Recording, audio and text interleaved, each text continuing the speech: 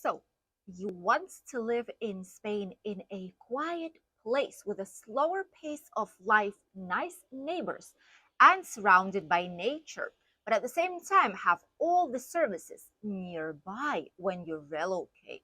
What does this really mean? And is it actually possible at all to have all this combined when you move to Spain? Welcome back to the channel Spain Unlocked. My name is Anna, and today we will talk about villages in Spain. How big or small these can actually be. Are there any difference depending on the location of these villages? Which kind of services do they have? The cost of property and much more. So stay tuned up until the end if you want to know more. Let's begin. Let's define what pueblo actually means in Spain. This can be a town, a village, or even a small municipality. And the amount of people living there can be as small as only a few people, up to 20,000. This is the biggest difference of villages, towns, and municipalities in Spain. And all of these are pueblos or población, called in Spanish. So the village doesn't really mean it's going to be really small. All of them are quite different. So before you decide where to move, always check on how many residents the place that you will choose will have.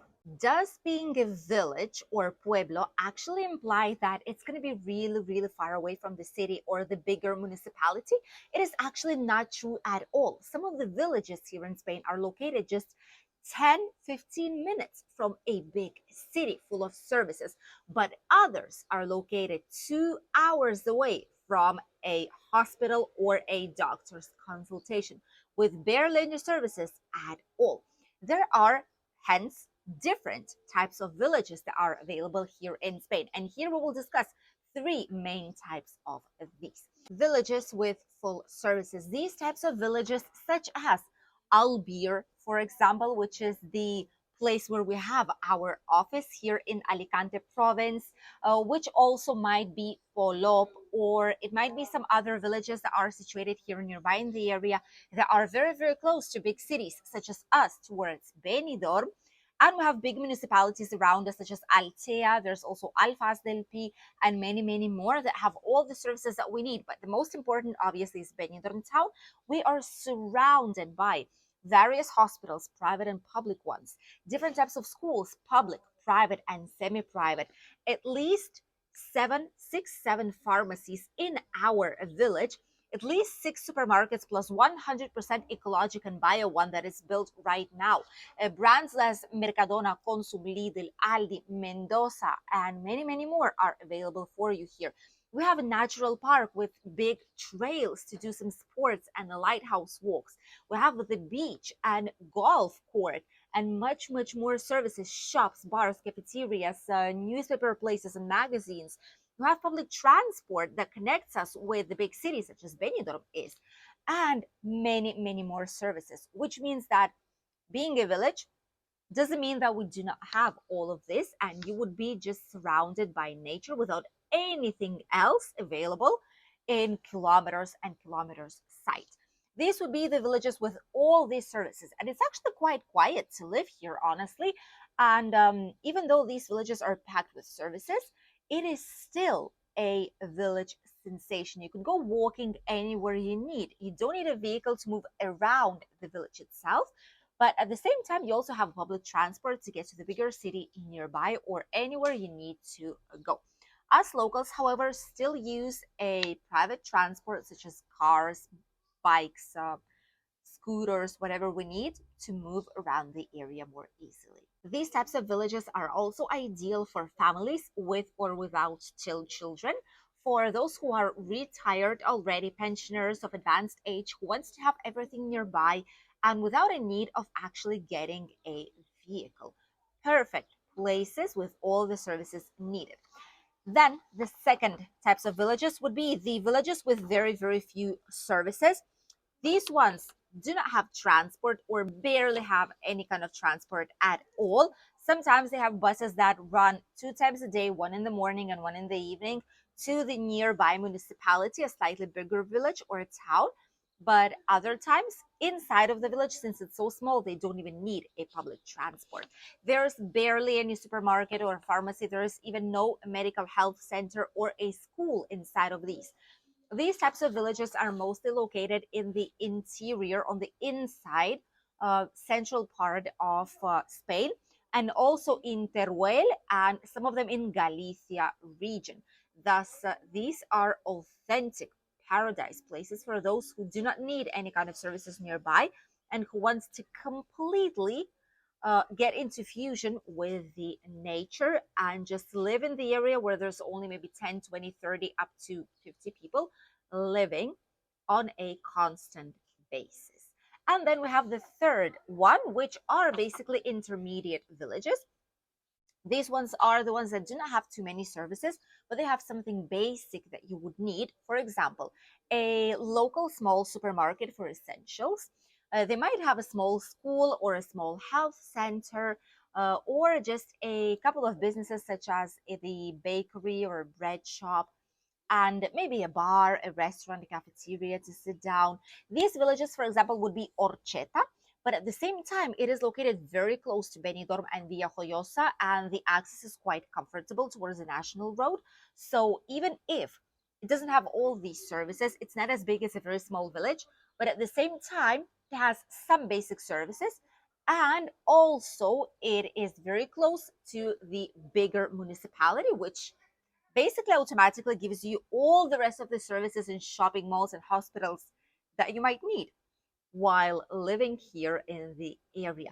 Other option might be Finistrad, village of Finistrad, which technically could be considered either intermediate or all service included village, and is also close to the bigger municipalities. When searching for the place, the most important thing that you need to check is what will you do here once in Spain? If you are a worker that is planning on searching for a job here in Spain, then obviously searching for a village that is close to the bigger town or city or municipality will bring you more options and opportunities to start and find the work. But if you are a remote worker, if you are retired already, or if you have sufficient funds to just live here in Spain comfortably without the necessity of actually getting a job and getting hired, then you could check on all these other types of villages with slightly fewer services if you need to. What are the questions that you would need to ask yourself, and what is the information that you need to check when searching for these types of villages? First of these is there any mobile or internet connection? Nowadays, it is very important because obviously, if it's a village with fewer services, if you need to work, especially, you need to check if there's good internet connection. If that's not the case, maybe it's not a suitable place for you if you're a digital worker. Also, mobile connection in case something happens and you need assistance. If there's no connection, it is very, very difficult to call someone. Not all small villages have no connection. There are many of the villages here in the area that actually are very, very small, but even have the fast speed internet connection, the fiber, how we call it here in Spain. So the internet is very efficient and it's very, very fast, and there is a mobile connection in between along with other different things. Question number two that you would need to ask yourself is if there's any public transport, or if there is, which kind of public transport is available. To move around the village, probably it is not necessary, but if you're planning on traveling around the area and you want to be able to go to the nearest town or village, you would need to inform yourselves if there's any transport available. Usually it's going to be bus service, but sometimes, especially close to bigger cities such as Alicante or Valencia, there are even trams, which are trains that are communicating the areas. So it might be an option for you guys too. Question number three, how far is it to the nearest hospital or health center with emergencies? Obviously, we all are getting older since the day we're born, thus, especially people who have conditions, who have health conditions or something that is chronic, are in need of a health center nearby or a hospital nearby. Thus, it is very important to inform yourselves on how far away actually is the closest hospital or health center with emergency department. If it is 1 or 2 hours away, well, maybe it's not the best option, which is why so many people are moving closer to areas with all the basic services at least, so that in case something happens, you would be able to receive the attention immediately or at least as fast as possible. Next question that you would be able to ask yourself would be, is this village active or is it very, very old and is it losing residents? Sometimes in Spain, there are many villages in general that are losing residents. These are villages who are trying actively to promote themselves, but a lot of the times they just do not have enough of basic essential services still in them so that people would want to live there.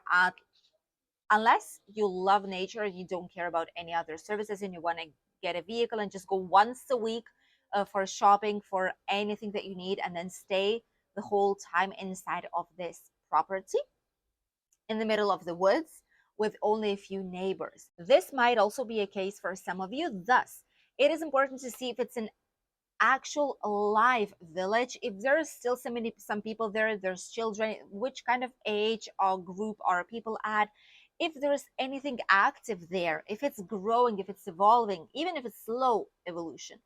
But if it's not the case, if everyone are disappearing and if everyone are heading elsewhere, if there's really, really old population, then by purchasing a property there or renting it out, a lot of the times will just make you stay by yourselves because everyone else will leave and you'll be left by yourself in a small village just after relocation without knowing anyone and having anyone basically to talk to, which is a very important point to mention.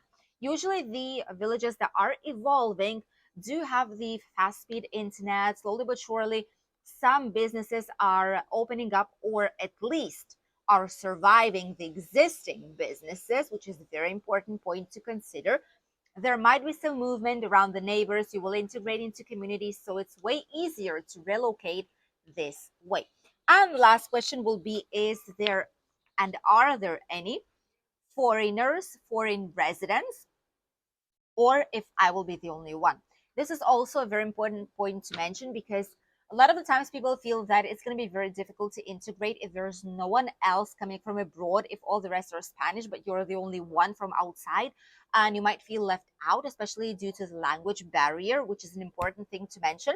The smaller is the village and the deeper it is inside of Spain, outside of all the touristic areas, the lesser is the probability and the possibility that people will speak English. So you would either need to learn Spanish, at least the basic one, to be able to communicate or search for areas who are located next to the coast, which is where it is slightly more international. And you would probably find even whole communities in a lot of these places that are either expats or these people who are relocated here to Spain and do not speak Spanish very well, or just want to embrace their culture and celebrate their typical celebrations and festivities all together. Just get to know some friends with whom to go for a walk, enjoy for some nice drink on the terrace, or go to the beach, do some sports. This is very useful, but in smaller villages, in the further parts of Spain, it is really, really difficult, and it's quite probable you will be the only foreign resident out there, especially if it's a really, really small village. Our personal tips would be to visit the village before relocating there if you're still not too sure, at least once in winter and once in summer, so that you would see what the difference is, because the seasons tends to hit different in a village. Trust me. Plus, gather all the useful information, check it out. Life inside of the village might be magical or might be really, really lonely, depending on the place you will choose. Do not purchase a property directly in a small village without at least staying there for a week or two to see how it actually is, or being nearby and visiting it daily, unless it's a village like ours, which is touristic one by the coast that has all the services and it looks like it's a small city. Thus, in this case, you will not be wrong, probably, but a very, very small village with few services, you definitely will need to visit it beforehand and check it out, spend at least some time there to be sure that that's where you want to live. And the last part would be to choose the village with your lifestyle, not only because it's pretty and nice and has all this amazing Spanish nature, but also something that would line up with how your lifestyle actually is, or which one you would like to have once here in Spain.